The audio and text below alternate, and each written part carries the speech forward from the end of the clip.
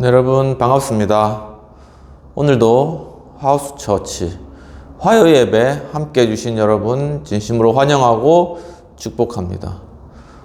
오늘 예배를 묵상으로 시작하시고 또 사도신경으로 신앙 고백하시면서 오늘 예배를 주님 앞에 드리도록 하겠습니다.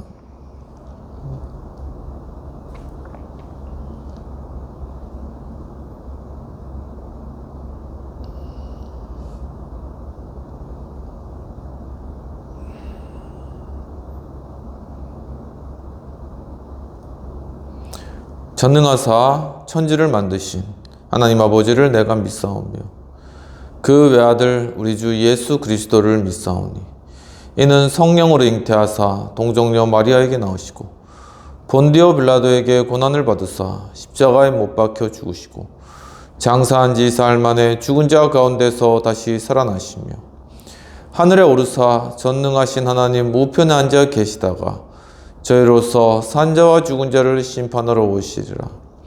성령을 믿사오며 거룩한 공예와 성도가 서로 교통하는 것과 죄를 사하여 주시는 것과 몸이 다시 사는 것과 영원히 사는 것을 믿사옵나이다. 아멘.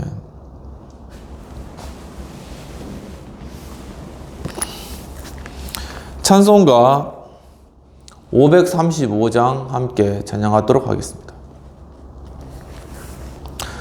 주 예수 대문 밖에 기다려 섰으나 단단히 잠가드니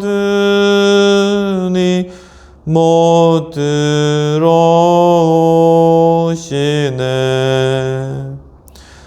나 주를 믿노라고 그 이름 부르나 문 밖에 세워두니 참나 예수지라. 문 두드리는 손은 못 박힌 손이요 또 가시 멸류관은 그 이마 들렀네. 이처럼 기다리심 참 사랑이로다.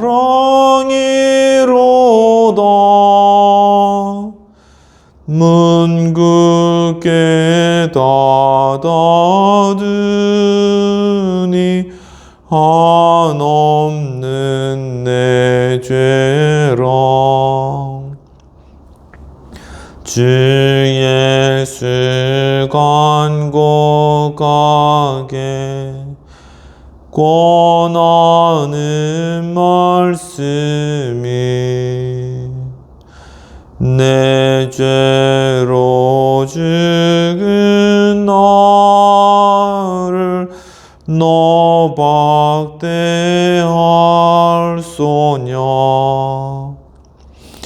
나 죄를 회개하고 곤문을 엽니다. 드셔서 좌정하사 떠나지 마소서. 아멘.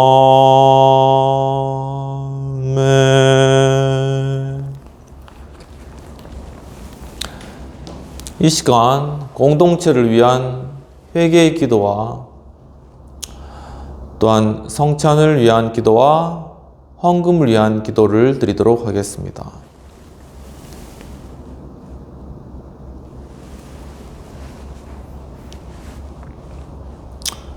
하나님 아버지, 주님 또 오늘 이렇게 거룩한 예배 가운데 저희들 주님 앞에 예배하며 또한 주님을 찬양하고 주님 또 이 거룩한 주님의 성찬에 참여할 수 있는 은혜 허락해 주신 주님의 크신 사랑에 감사드리옵나이다. 주여, 참으로 하지만 저희들은 정말 우리의 이웃과 또한 우리의 친구와 또한 우리 공동체를 또 돌아보지 못하고 주님 또 이 나라에 무너져가는 이러한 상황들을 가슴 아파하지 못하고 정말 우리의 매일의 삶의 바삐 쫓겨가며 하나님을 잊고 또한 주님께서 이 나라의 민족 가운데 베풀어 주신 그러한 큰 은혜를 잊어버리고 저희들 마음의 계획과 생각을 조차 너무나도 분주하게 살아왔습니다. 주님, 정말 이 세계 곳곳에 일어나는 그러한 전쟁과 또한 질병과 고통 가운데 또 가난의 그러한 깊은 수렁이 가운데 힘들어하는 그러한 정말 고통 중에 있는 자들을 저희들이 돌아보지 못하고 정말 이 한국교회와 이 나라가 하나님께서 저희에게 베풀어 주신 그 놀라우신 은혜를 기억하지 못하고 주여 이제 배불러서 정말 주님 주신 그 놀라운 축복들을 차버리고 주여 불평과 불만과 분쟁과 갈등 가운데 정말 이 공동체가 내몰렸고 정말 그 가운데 저희들이 정말 위기 가운데 처하게 된 이 상황들을까지 오도록 회개하고 우리가 하나님 앞에 무릎 꿇지 못하였던 그러한 죄악들 시간 자백하오니 주여 용서하여 주시옵소서.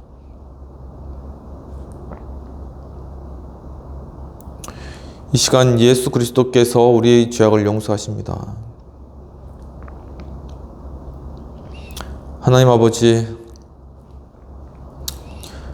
주님 정말 이 시간 저희들의 이 죄를 자백하고 난 이후에 주님의 거룩한 떡과 잔에 참여하는 성찬 예식 가운데 저희들이 임할 때 주님께서 잡히시던 날 밤에 떡을 가지고 살해하시고 이것은 너희를 위한 내 몸이라고 하시며 주님 또한 잔을 가지시고 살해하시고 이것은 너희를 위한 새 언약의 피라고 말씀하신 주님. 주님의 이 떡과 잔을 먹고 마시며 저희들이 예수 그리스도의 십자가의 고난과 아픔과 절망과 또한 깊은 그 고통, 그 아픔들을 주여 저희들이 동일한 마음으로 참여함으로 인하여 예수 그리스도께서 사흘 만에 부활하시고 영원한 주님 보좌에 앉으신 그 부활의 생명, 놀라우신 그 생명에 저희들이 참여할 수 있도록 주님 인도하여 주옵소서. 하나님 아버지, 또한 이 시간 정말 이 예배를 위해 헌금으로 바친 손길 위에 주님께서 축복하시고 이 헌금이 쓰이는 곳곳에 하나님의 놀라우신 역사와 능력이 나타나며 주님 또한 이 헌금을 바친 손길 위에 주님께서 30배, 60배, 100배의 놀라운 결실로 함께 하시고 인도하여 주옵소서. 주님 예배를 온전히 주 앞에 올려드렸고 감사하며 이 모든 말씀 우리 주 예수님 이름으로 기도하옵나이다. 아멘.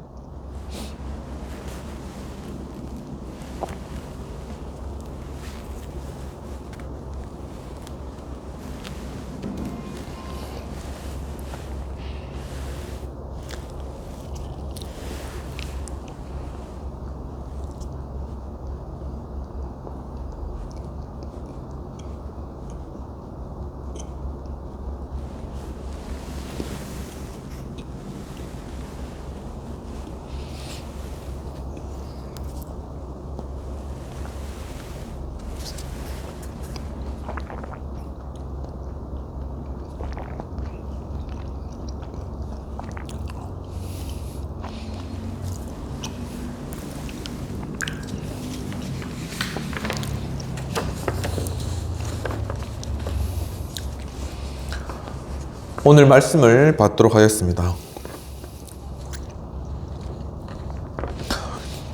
오늘 말씀은 요한복음 6장 48에서 51절까지가 되겠습니다. 내가 곧 생명의 떡이니라. 너희 조상들은 광야에서 만나를 먹었어도 죽었거니와 이는 하늘에서 내려온 떡이니 사람으로 하여금 먹고 죽지 아니하게 하는 것이니라. 나는 하늘에서 내려온 살아있는 떡이니 사람이 이 떡을 먹으면 영생하리라. 내가 줄 떡은 곧 세상을 위한 내 살이니라 하시니라. 오직 예수님, 예수 그리스도의 은혜와 평강이 있을지어다. 성삼위일체 하나님께 감사와 경배와 영광을 올려드립니다. 오늘도 예수님을 전합니다. 오늘 본문의 말씀은 요한복음 6장 48에서 51절까지의 말씀이 되겠습니다. 오늘 말씀의 제목은 예수님께서 하신 생명의 떡에 대한 비유 세 가지의 의미가 되겠습니다. 오늘 본문의 배경을 살펴보면 예수님께서 디베랴를 건너 갈릴리 바다를 통하여서 건너편으로 가실 때 무리들이 예수님을 따라왔습니다. 이 무리들을 보시고 예수님께서 산에 오르셔서 사람들을 앉게 하시고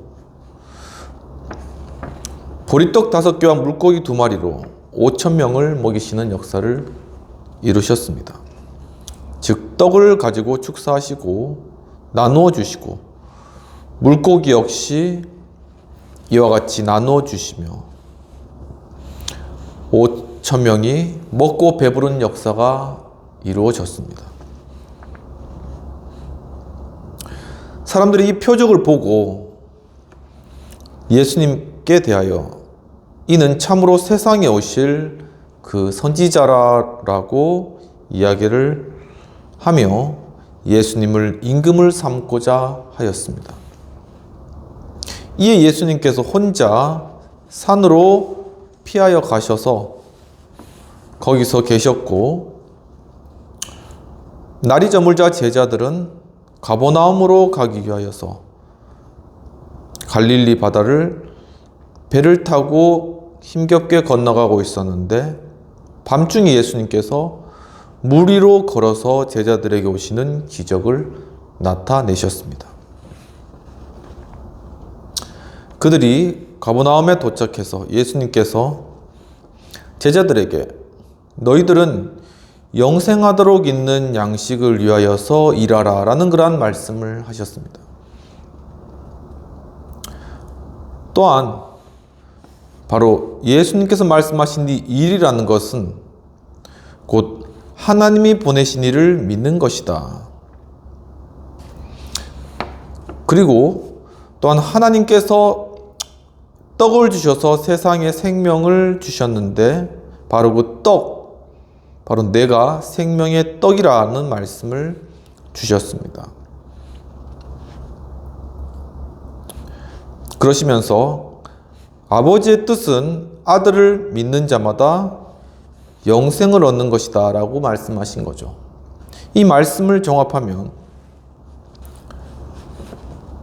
예수님께서 생명의 떡이 되시고 예수님께서 하나님께서 보내신 자이기 때문에 하늘로부터 온 그 예수 그리스도를 믿음으로 말미암아 생명의 떡 되신 예수님을 먹게 된다라는 것입니다.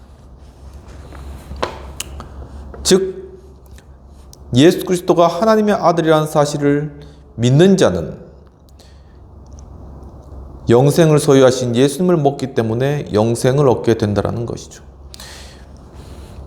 이러한 말씀을 듣고 유대인들은 어떻게 저 예수가 우리에게 자신의 살을 주어 먹게 하겠는가라고 수군거린 그러한 웅성웅성거림이 들려왔습니다.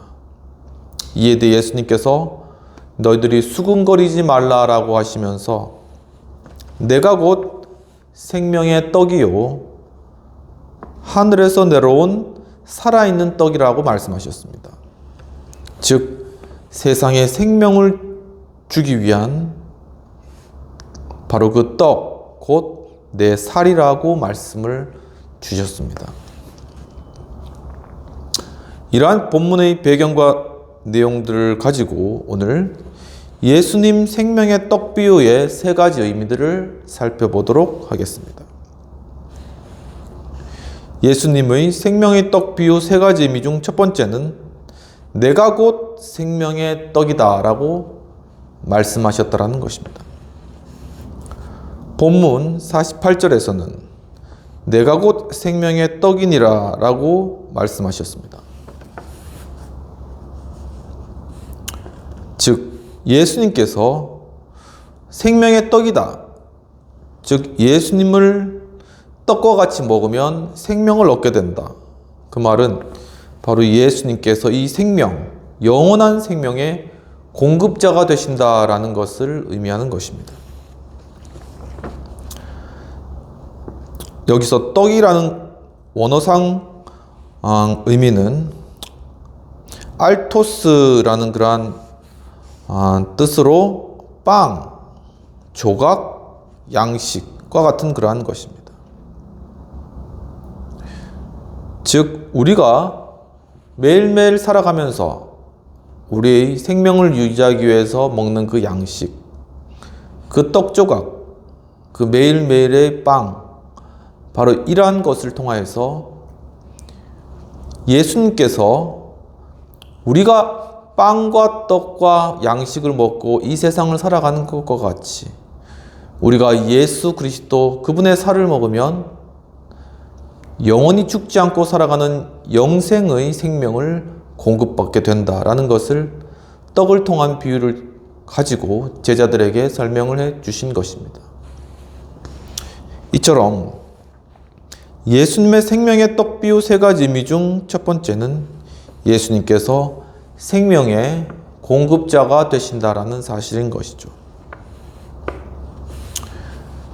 구약에 나타난 이러한 비유들은 모두 예수님의 사역, 그리고 예수님의 죽으심과 부활, 즉 예수 그리스도를 통한 하나님의 구원의 사역을 예표하는 것입니다. 하늘에서 내려온 떡, 바로 그것을 구약의 출애굽에서는 만나로서 하나님께서 우리에게 보이셨습니다. 광야를 떠도는 이스라엘 민족에게 하나님은 아침에 이슬과 같은 것을 땅에 내리셔서 해가 뜰 때 그 이슬과 같은 것이 가시와 같이 흰 그러한 먹을 과자와 같은 그러한 모습으로 바꾸어 이스라엘 민족을 먹이시는 그러한 장면이 나타나고 있습니다. 즉 이 과자와 같은 그러한 양식은 맛이 꼭 꿀 섞은 것과 같은 그러한 담백하고 입에 맞는 그러한 것으로 그 이름을 만나라고 하였다라는 것이죠. 그래서 우리가 길가에 가거나 어떤 식당에 가더라도 이제 뭐 만나 식당 이런 것들이 이제 거의 다 이 구약의 만나라는 그러한 명칭을 가져와 가지고 이제 그 식당 이름을 짓는 것이죠.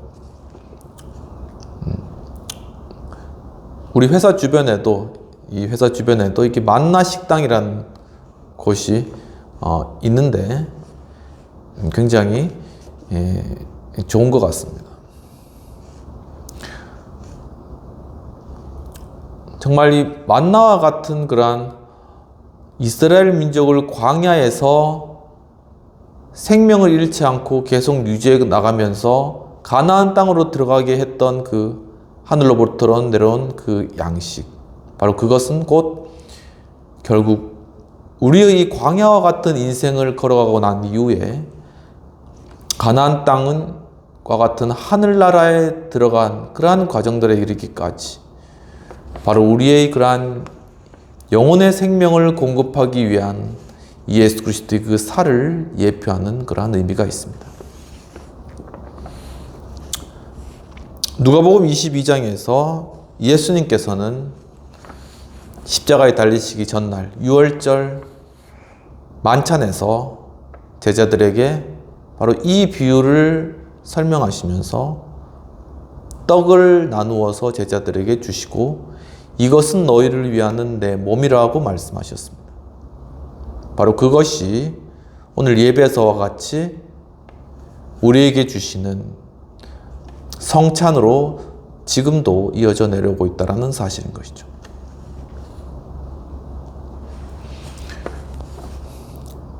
고린도전서에서 사도 바울은 고린도 교회 성도들에게 그 성찬의 의미에 대해서 설명하면서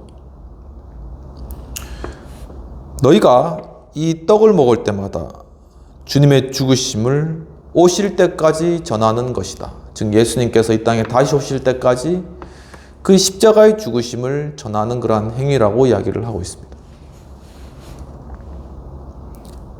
바로 이 떡이 찢김과 같이 예수님께서 십자가에서 그 살을 찢기시고 정말 우리가 붉은 포도주와 같은 그러한 것을 예수님께서는 자신의 피로써 이 땅에 쏟으심으로 우리 죄값을 치르시고 바로 십자가에서 모든 죄값을 담당하시고 희생 제물로 돌아가신 것입니다. 바로 이것을 바울은 성찬을 통하여서 주님 다시 오실 때까지 사람들에게 전하는 것이라고 그 의미를 설명하고 있는 것입니다. 이처럼 예수님의 생명의 떡 비유 세 가지 의미 중에 첫 번째는 예수님께서 생명의 공급자이시다라는 그러한 의미입니다. 정말 우리 민족, 이 대한민국이 풍족하여서 매일매일 끼니 걱정 없이 또한 매일매일 아주 풍성하게 메뉴를 골라가면서 하루는 고기, 하루는 밥, 하루는 생선 이렇게 골라가면서 먹었던 그러한 때가 아주 오래된 것 같지만 사실 얼마 되지 않았습니다. 지금도 북녘 동포들은 바로 열의 아홉은 쇠고기국에 흰쌀밥을 원 없이 먹어보는 것이 소원이라고 그렇게 이야기를 하고 있습니다. 이와 관련하여서 2011년 3월 20일 날 조선일보 군사세계라는 곳에서 게재된 박 대통령과 눈물의 아카시아 밥이라는 글이 있어서 그 내용이 워낙 눈물겨운 그런 내용이라서 잠시 소개하고자 합니다. 북한과 같이 남쪽에서도 이 남한에서도 20, 30년 전에 한 4, 50년 전에는 이 쌀밥으로 온 가족이 배불리 먹어보는 것이 소원이었습니다. 그런데 그만큼 우리가 힘들게 살아왔다는 것이죠. 70년대 초만 해도 저는 이제 그 세대는 아닌데 70년대 초에까지만 해도 이 보릿고개라는 것이 존재했다고 합니다. 그러니까 겨울 정도 돼서 이제 쌀밥이 떨어지면은 그 다음에 이제 보리가 날 때까지 양식을 잊지 못하고 그래서 산에 가서 나무 껍질을 캐내 와가지고 먹거나 그렇게 하면서 간신히 그 겨울을 났던 그러한 시절이 있었다라는 것입니다. 바로 이 보릿고개의 그러한 시간 바로 그 5월 정도에 한참 아름답게 아카시아 꽃이 필 1970년대 초에 그때 대통령이었던 박정희 대통령의 아내이셨던 유경숙 여사에게 한 통의 편지가 왔습니다. 그 편지 내용은 이제 한 집에 그 가장, 자기 남편은 나가서 행상, 즉 이렇게 지게로 짊어지는 일을 하고 얼마 돈을 벌어 와가지고 이 가족이 끼니를 잇는 그러한 가족이었습니다. 그 가족은 이제 성남의 판자촌, 지금은 아주 판교, 성남, 분당 아주 엄청나게 개발됐지만 그때는 판자촌이 있었던 그런 시절입니다. 이 성남 판자촌에 이제 그렇게 남편이 받아오던 그런 행상을 해서 받아온 조금의 그러한 양식으로 살다가 이 남편이 교통사고를 당한 거예요. 그러니까 이제 그래서 길바닥에 이제 집에 이제 누운 거죠. 더 이상 이제 행상을 하지 못하고 지금 그 상황에서 이제 더 이상 이제 수입이 없으니까 자신의 이제 애들도 밥을 굶게 되는 그런 상황이 된 겁니다. 그런데 그 집에 이제 그 며느리겠죠. 며느리 시어머니가 있었다고 합니다. 근데 이 시어머니가 80이 넘으셨는데 이 시어머니 역시도 이제 밥을 못 드셔가지고 이렇게 굶게 된, 정말 이러한 상황 가운데서 이 여인이 유경수 여사에게 편지를 보냈던 것이죠. 그래서 유경수 여사가 자신 수행원에게 가서 한번 봐라 라고 이제 이야기를 해서 이 수행원이 쌀한가마니를 사고 또 돈을 좀 이렇게 가지고 성남 판자촌을 찾아갔는데 저녁 때쯤 이제 된 것이죠.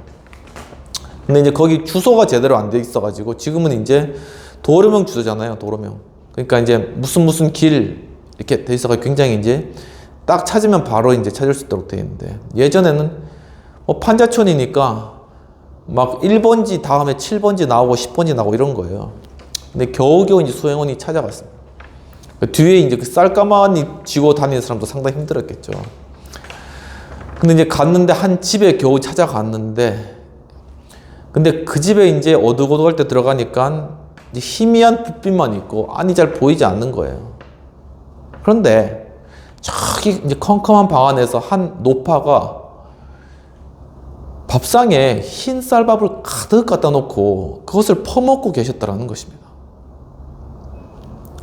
그걸 보고 이 수행원이 너무 불쾌해가지고 아니 쌀밥도 없고 끼니도 때우지 못한다고 그렇게 편지를 써놓고는 저렇게 쌀밥을 밥그릇 넘어가도록 그렇게 먹고 있는 그런 모습, 차라리 저 밥으로 흰 쌀밥으로 잡곡을 사가지고 끼니를 때우면 이 보릿고개나 힘든 시절을 잘 넘어갈 텐데 요즘 저렇게 쌀밥 많이 저렇게 먹는 사람이 어딨냐 하면서 이제 굉장히 좀 기분 나쁘게 생각하면서 있었는데 이제 껌껌한 데 들어가면 사람이 좀 눈이 잘 안 보이잖아요. 이게 망막이 이렇게 아직 열리지 않아 가지고. 근데 이제 차츰 이제 망막이 열리고 이제 주변을 이렇게 살펴보고 이렇게 가만히 이제 노파를 보니까는 그 노파가 이제 앉아가지고 상위에 있는 밥그릇 위에 있는 흰 것을 먹는데 그것이 흰 쌀밥이 아니라 바로 흰색의 아카시아 꽃이었다라는 사실입니다. 그걸 보는 순간에 이제 이 수행원은 자신의 어머니도 계신데 이렇게 노파가 여기서 저 아카시아 꽃을 먹을 정도로 이 가정이 이렇게 가난한가 하는 것에 참 한탄스러운 그러한 마음이 들었고 가져온 쌀과 돈을 다 주고 위로해주고 이제 원 그러한 내용인 것이죠. 이제 나중에 이제 이 수행원은 유경수 여사와 박정희 대통령과 함께 식사할 때 그 이야기를 했고 그 이야기를 들은 유경수 여사는 하염없이 눈물만 흘리고 박정희 대통령은 이제 먼 산만 바라보면서 담배만 피셨다는 그런 이야기가 있습니다. 아주 유명한 그런 이야기인 것이죠. 이와 같이 우리가 1970년대면 지금부터 55년 정도 전인데 정말 그 당시만 해도 그렇게 살기 힘들었던 그러한 대한민국이었습니다. 하지만 이 대한민국을 이승만 대통령이 건국하시고 또한 이 나라 가운데 예수 그리스도를 믿는 그러한 교회들이 늘어나면서 가난과 고통과 굶주림 가운데 먼저 하나님을 만나고 정말 예수님을 만나고 정말 그 가운데 영원한 생명을 소유하기 원하여서 새벽마다 모이고 주일마다 모이고 매일같이 모여서 기도하고 간구하고 부르짖었던 그 우리 민족이 정말 예수 그리스도의 그 광명의 빛으로 그 영혼이 구원받고 바로 그 영혼이 구원받은과 함께 그 생명의 떡 대신 예수 그리스도를 말미암아 구원받은 그 영혼들이 이제는 육신적으로도 세상적으로도 정말 흰쌀밥 먹는데 조금도 부족함이 없이 그렇게 쌀밥뿐만 아니라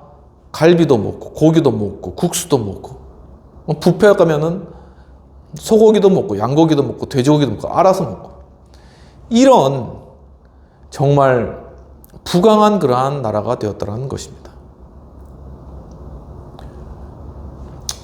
바로 이처럼 우리가 지금 이렇게 누리고 또한 풍성하게 살아가는 그러한 이유가 바로 이 나라의 시작을 예수 그리스도로 시작하였고 정말 우리의 영혼이 먼저 구원받고 이 민족의 영혼이 먼저 구원받고 그 축복이 이어져서 우리가 이렇게 놀라운 경제성장 가운데 조금도 부족함이 없이 살아가고 있다는 사실인 것이죠. 물론 지금도 저도 마찬가지고 한 달 한 달 그리고 또한 하루하루 쉽지 않은 그러한 경쟁과 또한 어떤 생계의 어떤 그런 치열함 가운데 살아가시는 그러한 많은 분들, 소상공인 분들, 자영업자분들 많이 계십니다. 정말 그렇지만 바로 그러한 우리가 이렇게 활동하고 경쟁하고 이 가운데 투쟁하면서 살아갈 수 있는 그 터전을 그 기반을 닦은 것이 바로 이 나라의 그러한 경제 성장이었다라는 것입니다. 우리는 다시 한번 우리에게 주신 이 큰 축복을 상기하며 우리에게 매일매일 주어진 이 양식에 감사하고 우리가 정말 잊어버렸던 신앙을 되찾고 그리고 우리의 높아졌던 그러한 마음들을 다시금 겸손케 하며 하나님 앞에 간구함으로 지금 이 나라 민족 가운데 맞이한 이러한 위기와 갈등과 또한 불안과 염려들을 오직 예수 그리스도의 그 십자가 아래 모두 다 잠잠케 해결받고 그 안에서 다시금 소생하고 부활하는 그러한 우리 민족, 이 나라가 되기를 주님의 이름으로 축원합니다. 이와 같이 예수님의 생명의 떡 비유 세 가지 의미 중에 첫 번째는 바로 예수님께서 생명의 공급자가 되신다라는 그러한 의미입니다. 그렇다면 예수님의 생명의 떡 비유 세 가지 의미 중에 두 번째는 바로 하늘에서 내려온 떡이다라는 것입니다. 본문 50절에서는 이는 하늘에서 내려온 떡이니 사람으로 하여금 먹고 죽지 아니하게 하는 것이니라 라고 말씀하고 있습니다. 즉 예수님께서 하늘에서 오셨다라는 것이죠. 하늘, 오우라노우, 이 원어의 뜻은 천국, 낙원, 신의 집이라는 의미가 있습니다. 즉 생명의 떡이신 예수님께서 하늘로부터 오셨다라는 것은 바로 그 기원이 하나님께 있고 또한 천국, 하나님 다스리시는 그 나라 가운데서 이 땅 가운데로 오셨다라는 그러한 의미가 된다는 것입니다. 예수님의 생명의 떡 비유 세 가지 의미 중에 두 번째는 바로 예수님께서 하늘에서 오셨다는 사실인 것입니다. 하늘에서 오신 예수님께서는 십자가에 달려 돌아가시고 부활하신 이후에 제자들과 함께 이 땅에 잠깐 계시다가 다시금 하늘로 올라가셨습니다. 사도행전 1장에서는 예수님께서 승천하시는 그러한 장면을 본 그러한 제자들에게 천사들이 나타나서 하늘로 올리신 그 예수님을 너희들이 본 그대로 다시 오실 것이다 라고 이야기를 하고 있는 것입니다. 예수님께서는 바로 자신의 신적인 기원을 설명하기 위해서 요한복음 1장에서 예수님께서 오신 바로 그 하늘이 열리고 하나님의 사자가 인자 위에 오르락내리락 할 것이다 라는 그런 말씀을 주셨습니다. 이 장면은 야곱이 이제 형 에서를 피해서 도망갈 때, 그때 이제 길에서 돌베개를 베고 잘 때 꿈의 환상 중에 하늘이 열리고 천사들이 사닥다리를 타고 왔다 갔다 한 그러한 장면들을 본 것이죠. 바로 여기서 나타난 사닥다리, 즉 하늘과 땅을 잇는 그 사닥다리가 바로 예수 그리스도를 예표하는 것입니다. 바로 예수 그리스도 그분께서 십자가에서 찢기시고 그 살이 찢기시고 또한 옆구리에 창을 맞으시고 피를 흘리심으로 말미암아 바로 신적 기원, 하나님의 아들이신 예수 그리스도의 그 몸이 찢겨짐으로 성소의 휘장이 찢어지고 바로 하늘과 땅을 막고 있었던 이 악한 죄의 장막이 찢어지고 하늘이 열리는 놀라운 역사가 이루어진 것입니다. 요한은 요한계시록에서 환상 가운데 하늘에 놀라우신 하나님께서 계신 그 광경을 바라보고 하나님 계신 보좌와 그 위에 앉으신 이, 즉 하나님의 그 모습을 보게 되는 것입니다. 예수 그리스도는 승천하셔서 하나님 보좌 우편에 앉으신 것이죠. 하지만 하늘과 땅을 가렸던 이 장막이 찢어졌기 때문에 예수님께서는 바로 하늘 보좌 우편에서 지금 이 땅을 통치하고 계신다라는 것입니다. 그리고 예수님께서 다시금 이 땅에 오셨을 때는 이 땅을 완전한 하나님 나라로 통치권을 가지시고 그 모든 권세 영광을 다시 하나님께 돌려드림으로 바로 죄로 인하여 타락한 인간이 떨어져 버린 이 땅이 다시금 하나님 나라와 하나로 놀라운 주님의 나라로 이루어지게 되는 그러한 역사가 나타난다는 사실입니다. 이처럼 예수님의 생명의 떡 비유 세 가지 의미 중에 두 번째는 예수님께서 하늘에서 오셨다라는 것입니다. 이 예수 그리스도의 신적 기원은 조직신학의 중요한 예수 그리스도의 신성의 교리를 담고 있습니다. 다음 카페에 2012년 11월 25일 날 이지명이라는 분이 올린 예수 그리스도의 신성 연구에 따르면 예수 그리스도의 신성, 예수님의 신성은 역사적인 기독 논쟁의 핵심 주제였다라고 이야기를 하고 있습니다. 왜냐하면 이 예수 그리스도의 신성은 우리 인간의 이성으로는 극복하지 못하는 그러한 영역이었기 때문입니다. 예수님께서는 바로 그리스도의 본성, 그 안에 신성과 인성이 함께 통합적으로 가지신 그러한 분이시고, 또한 그리스도는 하나님과 동등된 그러한 위치를 가지신 분으로서 삼위일체 하나님이시라는 것입니다. 이와 관련해 워필드는 그리스도는 하나님으로서의 모든 것, 즉 하나님을 하나님 되게 하는 모든 속성을 충만히 소유하셨다라고 선포하고 있습니다. 이처럼 그리스도의 신성은 성경에 기초한 개념인데 451년에 칼케돈 회의에서 이성이 1인의 인격으로 통합되었다라는 것에 대한 교리가 확립되었습니다. 즉 여기서 이성이라는 건 신성과 인성, 이것이 그리스도에서 통합되어 있다라는 것이죠. 다른 말로 하면 예수님은 하나님이시자 온전한 인간이다라는 것입니다.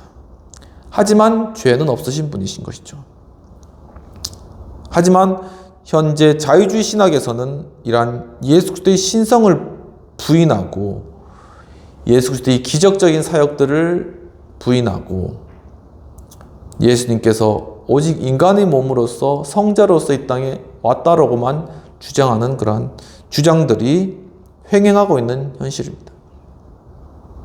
하지만 개혁주의 전통의 중심은 바로 그리스도의 대속적인 죽으심과 부활이라는 것이고 바로 그것을 고백하는 것이 우리의 신앙 고백이 되는 것이죠.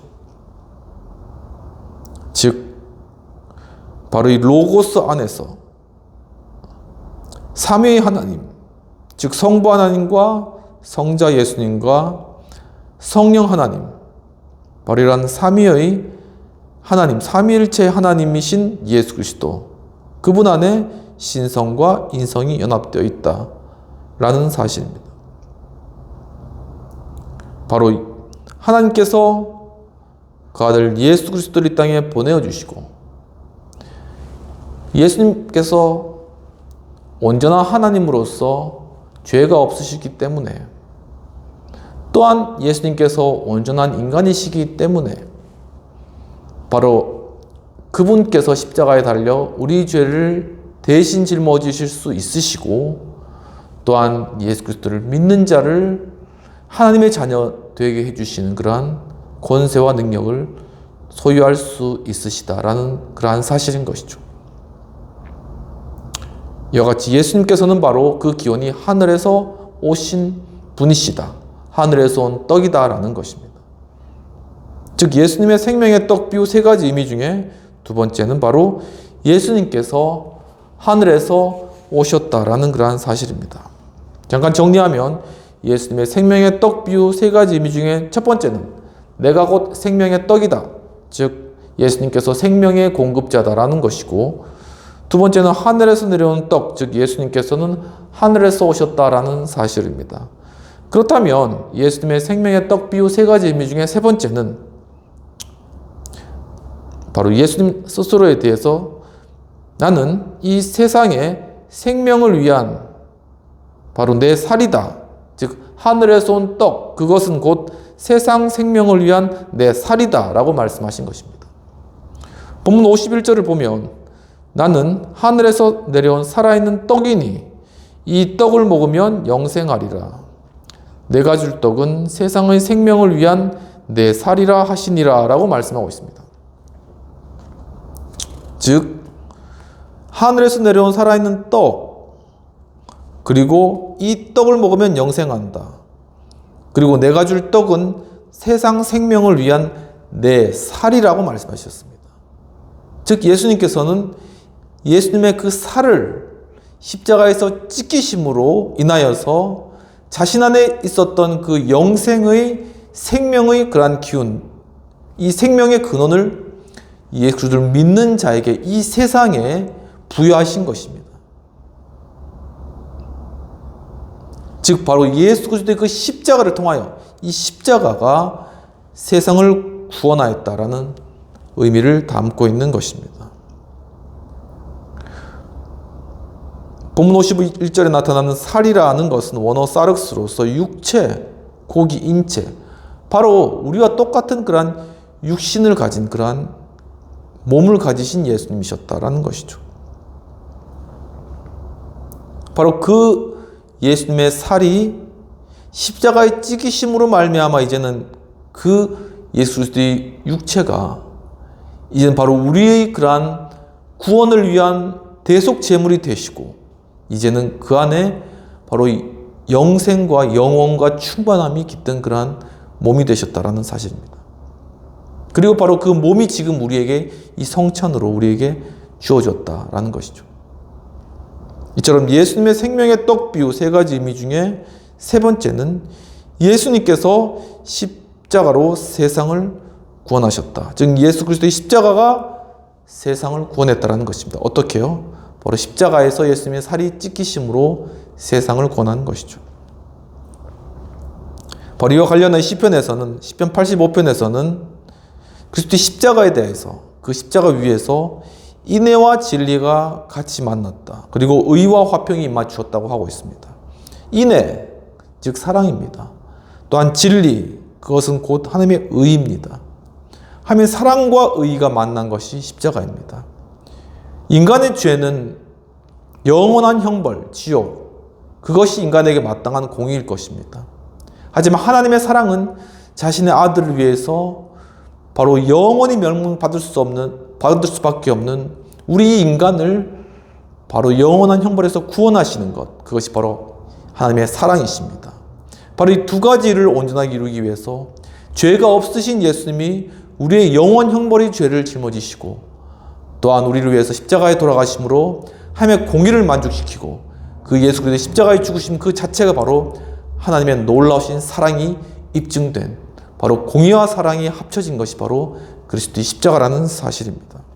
그렇기 때문에 바울은 갈라디아 교인들에게 갈라디아서 6장에서 내게는 예수 그리스도의 십자가 외에는 자랑할 것이 없다라고 이야기를 하고 있는 것입니다. 또한 고린도전서 1장에서 바울은 고린도 교회에게 우리는 십자가에서 달리신 예수 그리스도의 그러한 복음을 전하는 것이며 이 그리스도의 십자가는 하나님의 능력이요 지혜라고 이야기를 하고 있습니다. 바로 이 예수의 십자가 위에서 하나님의 공의와 사랑이 성취되었기 때문에 우리는 바로 그 십자가를 통하여서 우리 죄의 사슬을 벗어버리고 우리 죄의 사슬이 거기에서 끊어지며 또한 우리의 모든 죄책들이 다 소멸되며 사라지며 이제는 우리의 모든 질병과 질고가 그 가운데서 다 십자가에 못 박힘으로써 떠나가며 그 안에서 이젠 참된 자유와 사랑이 이루어지는 것, 바로 그것을 이룰 수 있는 능력, 그리고 그것을 이루어지게 하는 하나님의 지혜, 그것이 바로 예수 그리스도의 십자가라는 사실을 오늘 본문 가운데 우리에게 보여주고 있다는 사실입니다. 이처럼 예수님의 생명의 떡 비유 세 가지 의미 중 세 번째는 예수님 십자가가 세상을 구원하셨다라는 그러한 사실입니다. 바로 우리가 잘 아는 예수 그리스도 그 십자가에 관한 찬양 우리가 함께 찬양했으면 좋겠습니다. 찬송가 138장 만왕의 왕 내 주께서 한번 함께 찬양하시겠습니다. 만왕의 왕 내 주께서 왜 고초당했나 이 벌레 같은 날 위에 그 보혈 흘렸네. 십자가 내가 처음 볼 때에 나의 마음의 큰 고통 사라져 오늘 믿고서 내 눈 밝았네. 참 내 기쁨 영원하도다. 주 십자가 못 박힘은 속죄함 아닌가. 그 긍휼함과 그 은혜 말할 수 없도다. 십자가 내가 처음 볼 때에 나의 마음의 큰 고통 사라져 오늘 믿고서 내 눈 밝았네. 참 내 기쁨 영원하도다. 늘 늘어도 그 큰 은혜 다 갚을 수 없네. 나 주님께 몸 바쳐서 주의 일 힘쓰리. 십자가 십자가 내가 처음 볼 때에 나의 맘에 큰 고통 사라져. 오늘 믿고서 내 눈 밝았네. 참 내 기쁨 영원하도다.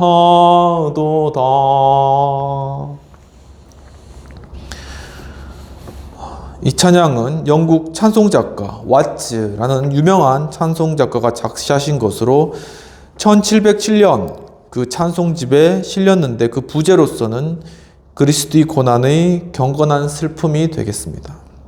이와 같이 예수 그리스도의 그 십자가에 달리신 그 고난과 그 슬픔이 바로 그 십자가로 인해서 우리에게 참 기쁨과 평안으로 다가온 것을 노래한 것이죠.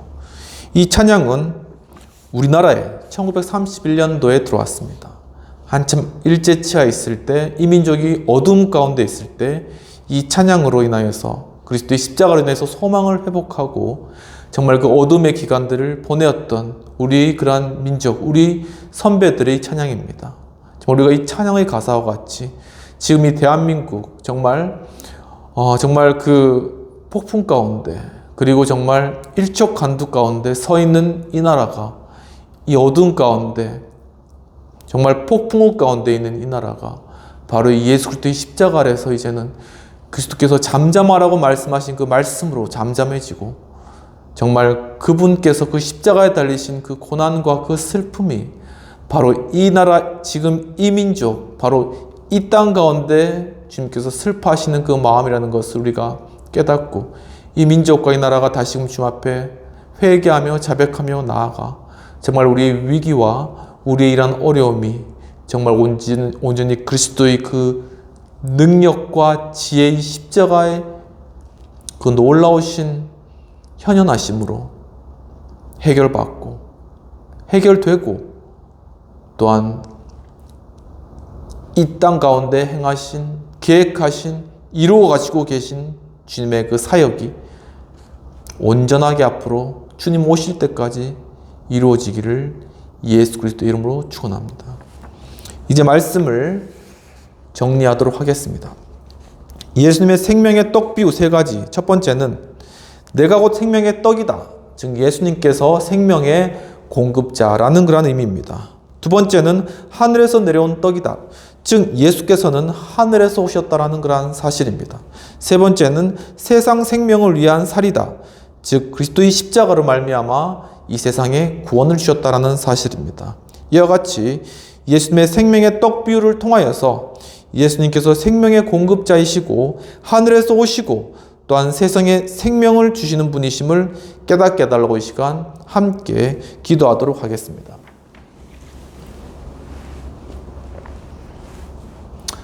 하나님 아버지, 오늘 참으로 예수님의 떡 비유의 의미를 통하여서 예수님께서 정말 자신을 정말 우리에게 생명을 공급하시는 그 살로, 빵으로, 떡으로 우리에게 주시고, 바로 그 생명을 공급해 주시는 그 빵이요 떡이신 예수 그리스도께서 바로 하늘로부터 오셨으며 하나님의 아들 되시고, 바로 그분께서 정말 이 세상 가운데 생명을 주시기 위해서 떡으로 이 땅 가운데 오셨다라는 그러한 사실들을 주님 오늘 말씀 가운데 보게 해주신 주님의 크신 은혜에 감사드리옵나이다. 하나님 아버지, 참으로 주님의 그 살을 우리가 생각하며 찢기신 살과 또한 십자가에서 흘리신 그 보혈의 피가 정말 우리 가슴과 마음과 영혼에까지 적셔지고 우리 육신까지도 적셔져서 정말 우리 마음 가운데 높아졌고 교만했던 마음들이 낮아지게 하시고, 또한 우리에게 감사치 못했던 마음들이 이제는 감사하게 하시고, 또한 우리 가운데 불안함과 염려와 초조와 근심으로 괴로웠던 우리 심령이 예수 그리스도의 십자가와 그리스도의 달리신 그 십자가에서 찢기신 살, 흘리신 보혈의 피로 말미암아 이제는 마음 가운데 참 평안과 안식이 임함으로 말미암아 참으로 이제는 주님을 찬양하며 예배하며 정말 주님을 높이는 그러한 저희들 될 수 있도록 도와주옵소서. 주님, 특히나 이 나라가 지금 많은 어려운 상황 가운데 있사옵나이다. 주여, 저희들이 혹시나 이 가운데서 정말 주님 앞에서 범죄한 것들, 주님, 저희들이 깨닫지 못한 것들이 있다면 이 시간 예수 그리스도의 십자가의 능력과 지혜로 말미암아 깨닫게 하시고, 또한 이 나라에 향하신 하나님의 그 뜻이 있을 줄 믿습니다. 주여, 정말 주님께서 무리 가운데서 빠져들기를 두려워했던 그러한 제자들에게 이제 일어나셔서 너희들이 어찌 두려워하느냐라고 하시면서 정말 그 바다를 향하여 잠잠하라고 말씀하셨을 때 바람이 그치고 또한 그 물결이 잔잔해졌던 것 같이 이 소용돌이 치고 정말 파도와 높은 파고 위에서 신음하고 있는 이 나라의 민족 가운데 하나님께서 이제는 그리스도의 십자가로 말미암아 예수 그리스도의 그 희생의 놀라우신 제사로 말미암아 이제는 그 능력으로 잠잠게 되어지고 이제는 평화가 임하게 되어지고 참으로 우리 가운데 참으로 그리스도의 십자가로 말미암아 참 놀라운 주님의 빛이 임함으로 이 나라 가운데 참 소망의 빛을 되찾아 이제 그 길로 나아갈 수 있도록 주님 인도하여 주시옵소서. 주님, 또한 이 영상을 보시고 계시는 분들 중에 또한 암으로 고통받으시는 분들, 주여 정말 좀 찾아가 주셔서 그리스도께서 십자가에 찢기신 그 살과 보혈의 피의 능력으로 말미암아 십자가의 능력으로 그 암이 치료받고 정말 암세포가 떠나가고 정말 온전한 세포로 회복되는 놀라운 역사가 일어날 수 있도록 주님, 우리 성도님들 한 분 한 분 가운데 함께 해 주시옵소서. 주님, 또한 정신적으로 육신적으로 질병과 고통 가운데 계신 분들 주님께서 찾아가 주셔서 정말 주님께서 그 한 영혼 한 영혼을 어루만져 주시고 십자가의 능력, 그리스도의 그 생명의 떡, 또한 그리스도의 보혈의 피로 말미암아 육신의 질병이 치료될 뿐만 아니라 그 영혼의 질병도 치료되고 또한 회복되고 구원을 얻는 놀라운 역사가 일어날 수 있도록 도와주옵소서. 주여, 또한 참으로 이러한 혼란한 상황들 가운데 직업의 문제와 학업의 문제와 또한 여러 관계적인 문제와 또한 경제적인 문제로 힘들어하고 신음하고 있는 그런 한 분 한 분에게 찾아가 주셔서 주님, 안심하라, 내가 너와 함께 한다라고 말씀하신 주님의 그 음성 들려주시옵시고, 주님, 참으로 우리의 모든 그러한 짐과 어려운 모든 것들을 그리스도 십자가 앞에 다 내려놓음으로 말미암아 그 안에서 마음 가운데 평안과 힘을 얻고 우리의 영이 회복됨으로 말미암아 우리 육신과 우리의 관계들과 우리의 모든 상황들, 모든 그러한 여건들까지 다 회복되어지고 또한 정상화되는 그러한 놀라운 주님의 역사들을 경험해 나갈 수 있도록 도와주옵소서. 이 시간 예수 그리스도의 크신 은혜와 하나님 아버지의 놀라우신 사랑과 성령님의 감화감동 역사하심이 오늘 예수께서 주신 생명의 떡비유를 통하여서 바로 생명의 공급자이신 예수께서 하늘로부터 오셨으며 이 세상에 구원을 주기 위해서 오신 생명의 떡이라는 사실을 알고 그 떡과 잔을 먹고 마심으로 정말 주님 십자가의 능력으로 참 평안함을 얻으며 또한 주님으로부터 십자가의 능력을 힘입어 이 땅 가운데 담대하게 나아가서 이 땅 가운데 그 하나님의 나라를 이루어가기를 원하는 우리 행복한 교회 하우스처치 여의도 신호의 우리 성도님들과 회원님들과 또한 이 영상을 시청하는 모든 분들에게 지금부터 영원까지 함께할지어다. 아멘. 네, 오늘도 예배 가운데 참여해 주신 여러분 감사합니다. 여러분의 삶 가운데 참 그리스도의 십자가의 능력이 나타나서 정말 삶의 모든 영역 가운데 놀라운 평안과 기쁨, 즐거움 가운데 정말 주님께서 공급해 주시는 그러한 생명의 공급하심을 힘입고 그 가운데 참 놀라운 축복들을 누리며 또한 그리스도를 예수 그리스도의 십자가를 전파하는 그러한 복된 삶 살아가실 주님의 이름으로 축원합니다. 감사합니다.